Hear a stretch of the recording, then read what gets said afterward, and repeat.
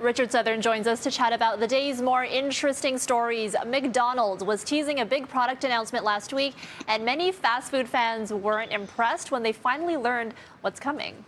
Yeah, there's a lot of people not happy about this, Erica. People take their Mickey D seriously, right?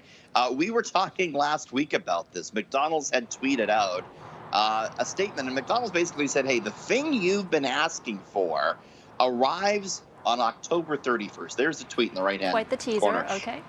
And everyone, as we were talking about last week, Erica, right, they said, oh, it's McPizza. Everyone wanted the McPizza back. That's not what it turned out to be. It turned out to be spicy McNuggets.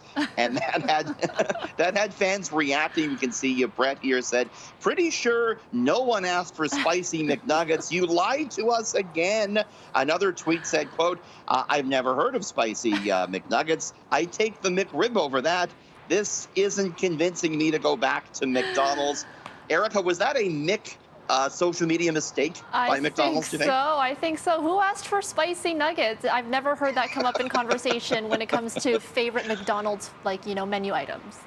No. Apparently there is one McDonald's left in the world that still sells the McPizza. It's in the Orlando area. So if you really want it, you got to go down to Orlando, apparently. Let's make the trek. We got to do it.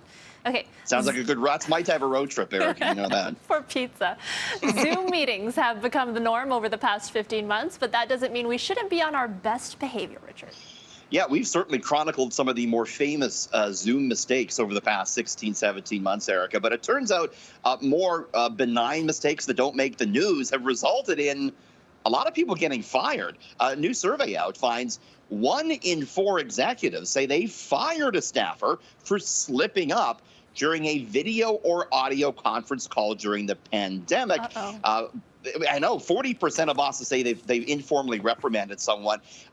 They say this comes down to small things like being late chronically for the virtual meeting, having a bad internet connection, but more egregious things like sharing sensitive information that you shouldn't be on the call, and of course, not knowing when to mute yourself. Have you had any Zoom slip-ups, Erica? I don't think I have. The mute thing is a big, that happened often to me, unfortunately, but everything else, it's new territory for a lot of people, so I understand why there's so many mistakes, right? Scares me. I'm always worried something's going to fall behind me or someone's going to walk in, My dog's kind of cameoed a few times, finally, we'd all like to see your dog walk in the Zoom. That would be fine, Erica.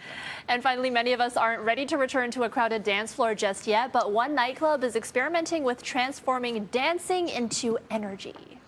Yeah, remember back in the day, pre-COVID, and everyone would be packed in there, it'd be really hot, and everyone would be sweating and all gross and everything? Well, nightclubs in Glasgow were planning to turn that sweaty grossness into renewable energy. They have a new system in the Glasgow nightclubs, Erica, that uses the heat and emitted by the dancers to keep the lights on and keep the music going. The system works where it harnesses all of that energy, stores it in batteries, and then uses it later. So kind of a neat renewable energy system there in Glasgow.